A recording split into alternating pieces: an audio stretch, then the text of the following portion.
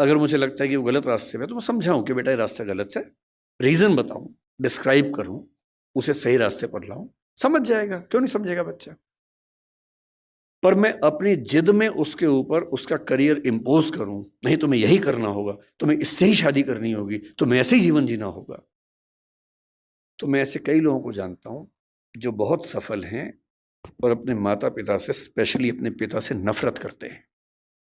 नफरत बहुत भारी शब्द है, लेकिन वो नफरत ही करते हैं।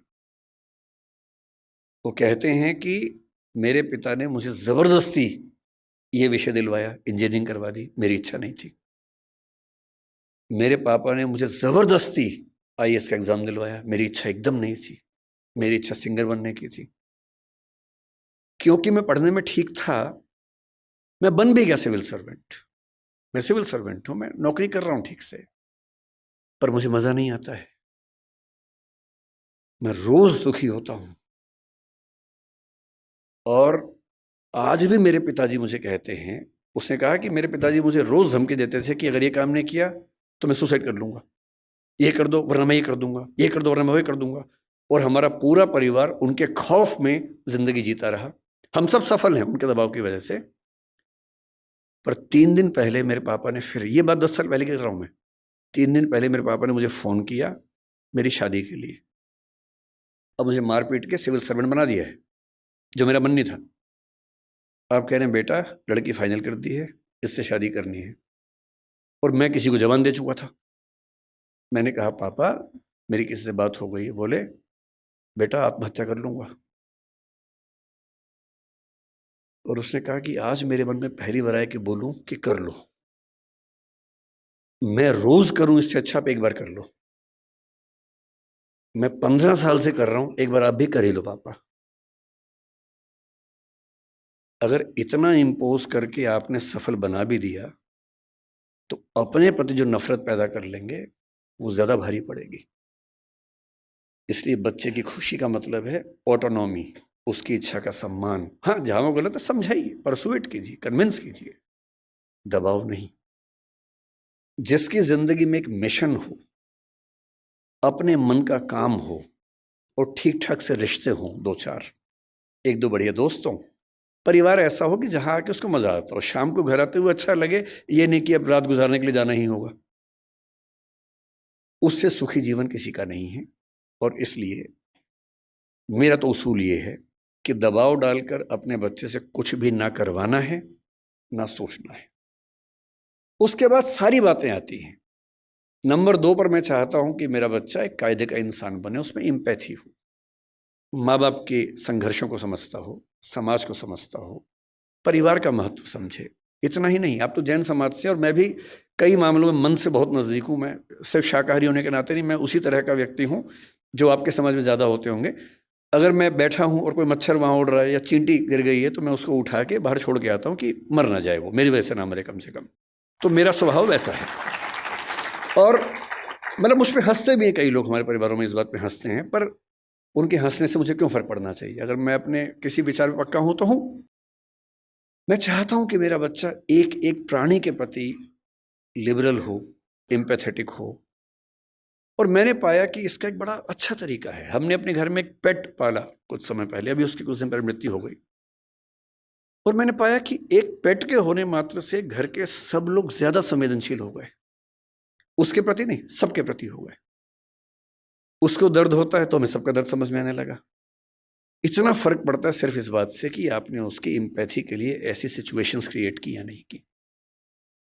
और तीसरी बात, क्योंकि समय पूरा हो गया, मैं सिर्फ इतना कहूंगा, नंबर 3 पर एक ही चीज आती है कि आपका बच्चा स्मार्ट हो, दुनिया को हैंडल कर सकता हो। एकदम रीसेंट एग्जाम्पल 4 दिन पहले का है, आखिरी एग्जाम्पल के बाद खत्म करता हूं। एक बच्ची है जिसने मेरा दिल जीत लिया 3 दिन पहले। उत्तर प्रदेश की 10वीं क्लास की बोर्ड की टॉपर है।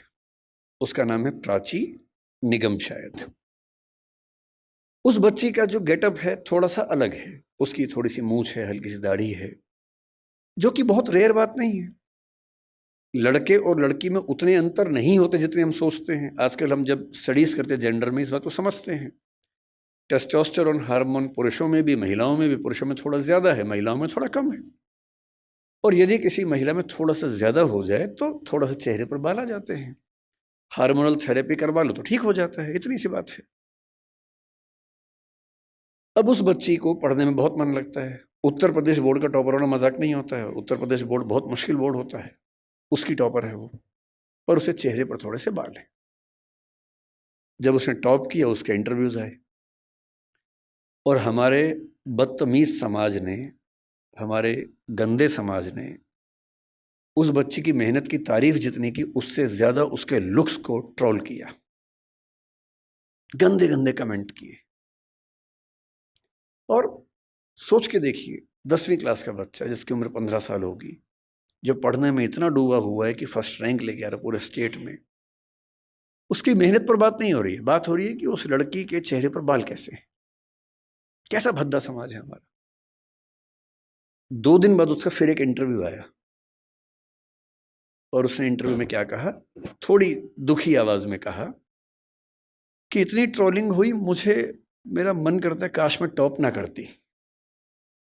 ये हमारे समाज के मुंह पे एक थप्पड़ है, तेज थप्पड़ है जो लगना भी चाहिए। लेकिन जो मैं आखिरी बात आपसे कह रहा हूं वो इसके बाद की है। उसके 2 दिन बाद फिर उसका एक इंटरव्यू आया जो मैंने कल देखा, और उसने कहा कि ट्रोलिंग हुई बहुत, लेकिन मुझे खास फर्क नहीं पड़ रहा, मैं ठीक हूं, इसी बहाने फेमस भी हो गई। और रही बात इसकी, तो ये तो जब चाहूंगी ठीक कर लूंगी, इसमें ऐसी कौन सी बात है। सोशल मीडिया की एंजाइटी हमारे दौर के सबसे बड़े खतरों में से एक है। बच्चे फोटो डालते हैं, लाइक कम आते हैं, एंजाइटी हो जाती है। और ऐसे में किसी बच्चे को लाखों लोग ट्रोल करें और वो कहे कि खास दिक्कत नहीं हुई, तो समझ लीजिए उसके पेरेंट्स ने बहुत कमाल किया होगा कि उनका बच्चा इतना साहसी है, इतने बड़े पैमाने की ट्रोलिंग झेल सकता है। अपने बच्चों को ऐसा बनाने की ज़रूरत है, और ये हम सबके साथ होना है। कल कोई ना कोई हमारी फ़ोटो आएगी बाहर, मैं तो झेल चुका हूँ कई बार, मैं तो अक्सर झेलता हूँ इन चीज़ों को, सबको झेलनी है। कोई आपकी फ़ोटो आएगी, 4 गालियाँ पड़ेंगी, और हम सबकी नेचर क्या है, 10 तारीफ हमको नज़र नहीं आती, एक बुराई हो सारा फोकस वहाँ चला जाता है, रात दिन परेशान रहते हैं कि ऐसा कैसे हो गया, नींद उड़ जाती है। और ऐसे में राष्ट्रीय स्तर की ट्रोलिंग को 10वीं का बच्चा झेल ले तो मान लीजिए कि ये पेरेंटिंग है जो उनके पेरेंट्स ने की है। तो इतने कम समय में ज़्यादा बोल नहीं पाता हूँ, लेकिन अब क्योंकि है ही नहीं समय तो क्या करें, तो इस बात को मैं यहीं विराम दूंगा। मैं आपके बिजनेस से बात नहीं कर पाया क्योंकि मुझे समय का होश नहीं रहता है। मुझे लगता है कि जो गहरे कंसेप्ट हैं उनको समाज के लोग आसान करके समझते हैं। अहिंसा एक बहुत गहरा विचार है। महात्मा गांधी ने भी खुल के ये बात कही कि मैंने अहिंसा का विचार जैन दर्शन से लिया, महावीर जी से लिया। अहिंसा का मतलब ये बिल्कुल नहीं है कि आप किसी जानवर को नहीं मार रहे, आप नॉनवेज नहीं खा रहे, वो तो बहुत छोटी सी बात है, अहिंसा के समूह का छोटा सा हिस्सा है। अहिंसा की बात जब गहराई में होती है तो 3 तरह की बात होती है, एक मानसिक अहिंसा, वाचिक अहिंसा और कायिक अहिंसा।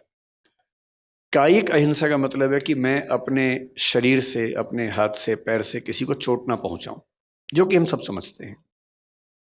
वाचिक हिंसा का मतलब होता है, या वाचिक अहिंसा का मतलब होता है कि मैं अपनी वाणी से किसी को परेशान ना करूं। तो यदि मैं किसी को गाली दे रहा हूं तो वाचिक हिंसा है, सीधी सी बात है। दोस्तों के बीच में आपस में गालियां दे रहे हैं वो ठीक है, वो तो मनोरंजन की बात हो गई, लेकिन आप किसी को परेशान करने के लिए गाली दे रहे हैं, या किसी व्यक्ति का एक पैर ठीक नहीं है, आपने उसको लंगड़ा कहा, एक तो वो बेचारा पहले परेशान है, आपने उसको लंगड़ा कह के उसका पूरा दिन खराब कर दिया, उसको इतना बेचैन कर दिया, ये वाचिक हिंसा है। इससे तो अच्छा होता कि आप एक थप्पड़ मार लेते हो उसको, तो पूरा दिन तो खराब नहीं होता। पूरा दिन खराब किया, उसको एंजाइटी में डाल दिया, ये वाचिक हिंसा है। और उससे अगले स्तर की है मानसिक हिंसा। अगर आप अपने मन में किसी को दबाव डालते हैं या सोचते हैं कि मैं इसके साथ ऐसा कर दूं, ऐसा कर दूं, मसलन आपका बच्चा चाहता है कि मैं एक्स विषय पढ़ूं,